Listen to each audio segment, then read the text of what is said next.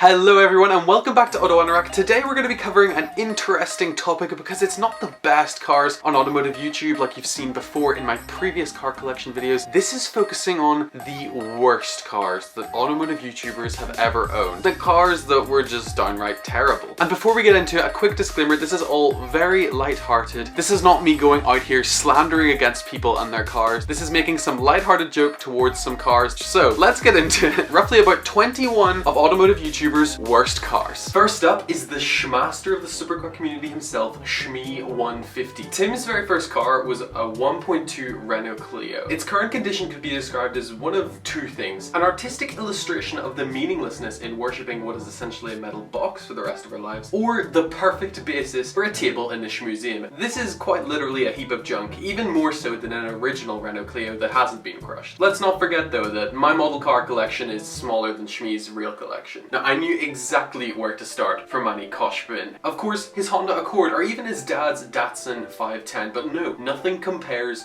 to the sheer massacre to the eyes that is the Ferrari 360 Spider with color matching West Coast custom style early 2000s wheels. If you were to ask a 5-year-old to try drawing the most amazing set of wheels they could think of, I'm pretty sure a giant set of bright yellow rims put on a Ferrari wouldn't be far off. I'm pretty certain this car is his. Correct me if I'm wrong. Regardless, we forgive this spec, Manny, and yes, the indicator stock in your Chiron is worth more than my entire car. The DDE Crew have consistently owned cool cars, so this one is a tough one, but that Supra, really? Green with white wheels. This looks like someone spilled their olives and cheese on a 2020 Supra. A really sick car in its own right. I'm so glad that color scheme never stuck on, and they went on to do some of the most epic raps in the game. Now we move on to the man, the Strad. Some will be screaming that they hate the roof boxes he's put on cars, despise the white wheels in his Bugatti, and might want to hate on his rather boring year 2000 Passat. But I think we all know where I'm going with this. The Stradman's Rolls Royce limo that he bought for the Burlakker was a hilarious, obnoxious behemoth of a thing. Rumor has it that house prices skyrocketed to record numbers after the car left the state of Utah, and that its ongoing oil leak led to the extinction of Utah's beloved flying squirrel. You might think this is completely untrue, and yeah, you're not wrong. Edmund Mondi is a man that encapsulates the true meaning of full send. He is the personification of the term, a man that's not afraid to push cars to the limits, build a 1300 horsepower GT3 RS, take his jaw-droppingly rare Lamborghini Murcielago LB640 on a multi-thousand-mile European road trip, and have arrest warrants for speeding in the country of Switzerland. So of course, he daily drives a bone stock white Jeep Gladiator. Now I get why he drives this.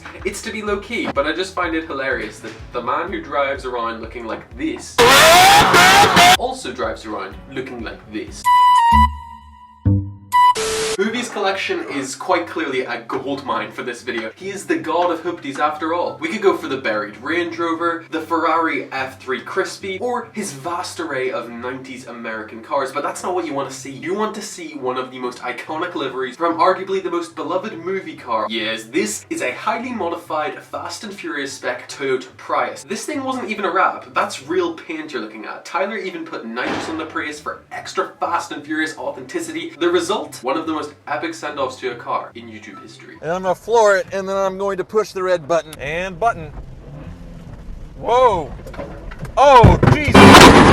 Next out of the Car Trek crew is Mr. Tavarish. Many of us last year started hearing rumors that he was going to buy a Bugatti, and well, those rumors certainly did not disappoint. Tavarish's Bugatti was a limited edition, commonly referred to as the Civic Gatti, Honda Gatti, and Quarter Gatti, because it had 4 times less turbos, 4 times less power, and 4 times less cylinders. It's a feat of Japanese, German, and Floridian engineering that certainly brings us a more unique approach to the hypercar than the original Veyron ever could. This car has elusive features like continuous active aero, in which the car relentlessly changes shape with the wind, ensuring that your trip is never quite the same as the last, and also active engine management, meaning that your car might not always be able to even go on the trip in the first place, depending on when you start it up. I can't even roast this thing. It's impeccable. And now of course, Lord Bolian. It's had some pretty out there cars in recent years, from his Gallardo, owned by someone with a profession that I can't talk about for monetization reasons, and another Gallardo that spent some time pretending to be worthy of vote. But above all, the biggest heap of junk has got to be his old S55 AMG that he set a record in for the New York to LA Cannonball Run. Whilst this is an amazing achievement, the car looks like it has been infected by a variety of diseases that would repulse most people from ever going within 20 feet of the car. Although, if I were offered to drive the 5.5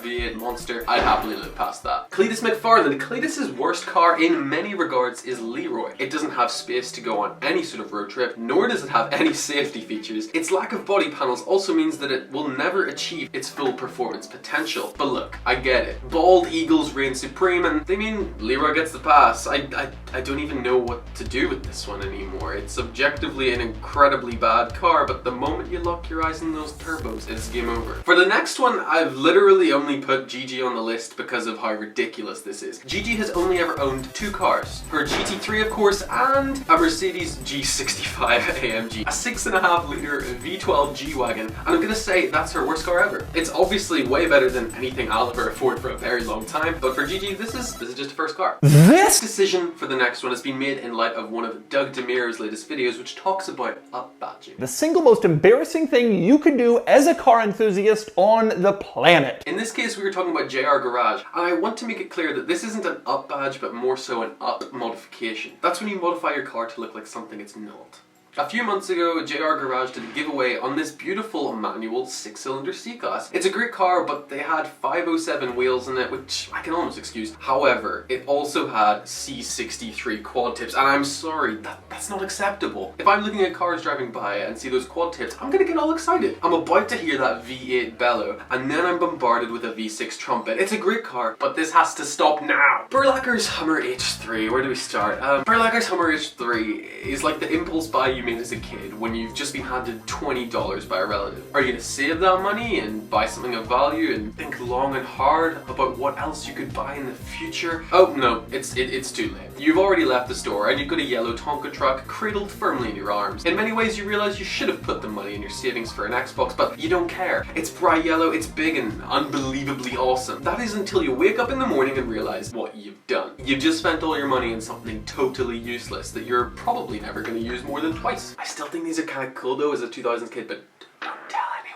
F-Spot Gordon, boom, the Prius Leapmobile. Sorry to say, your new Razor scooter is much cooler than this, and please don't listen to Graham Stephan, guys. He wants to buy another Prius, he's Gordon's friend, and I'm pretty sure they're gonna assemble someday and try to make the Prius cool. I do not want this to happen, guys. Okay, so I might go in with a savage one here since we're talking about Savage Garage, and say Jimbo's S600. Not the car specifically, but more so the exhaust system. This was supposed to sound like F-Spot's S600, but he failed to realize that Mr. Sasaki's brilliant exhaust contains a mythical formula to create its F1 sound that can only be harnessed in the hills of Japan. That's why F-Spot sounds like this. And Jimbo's sounds like this. In all seriousness though, I do hope the exhaust eventually sounds like the Zonda Jimbo and you can live out your dreams. Whistling Diesel, easy, smart car. Meanwhile, Street Speed 717's worst car was also one of his favourites. His C7 Z06 was an absolute beast performance-wise, but unfortunately he gave it a self-inflicted fatal flaw. Lamborghini doors. Lamborghini doors that made the doors almost impossible to properly close and destroyed the usability of the car. Thankfully nowadays, he has real Lambo doors on his real Lamborghini Aventador. Next up, we've got Seen Through Glasses Sam. Your list is too impeccable for this list, so I'm just gonna insert a video of you working on your Ferrari. So I think I have lost some bolts as well as the actual tray coming loose. Again, TJ Hunt's taste is so incredibly impeccable, but there was once a point when TJ and Calvin applied a sticker bomb wrap to the front bumper of a BRZ, which was questionable to say the least, and also impersonated Mighty Car Mods throughout the entire video. Take a look. Today, we are gonna sticker bomb this front bumper. It's gonna be mad. That's it. Thank you all so much for watching. And now, the final worst car on the list. This is by far my favorite on the worst cars list. Doug Demuro used to be like all the automotive YouTubers today. He really was a bit of a pioneer and bought many new cars in a short space of time. But one of these cars really was a little gem of American worst car perfection. It's hard to think, but this was the most hotly anticipated American commuter car in the early 2000s. Waiting lists for PT Cruisers went on for months and markups were high. Nevertheless, it is one of the most hideous automotive designs in this century, and Doug did his very best to make it look, well, the best that it ever could. That of course means crushed by a Hummer. Drive is better, it just doesn't want to go in reverse. Thank you so much for watching, everybody. I'll see you in the next video. Don't forget to like this video because it really helps out the YouTube algorithm, helps people watch videos like this, and I'll see you in the next video. Have an amazing day, everybody.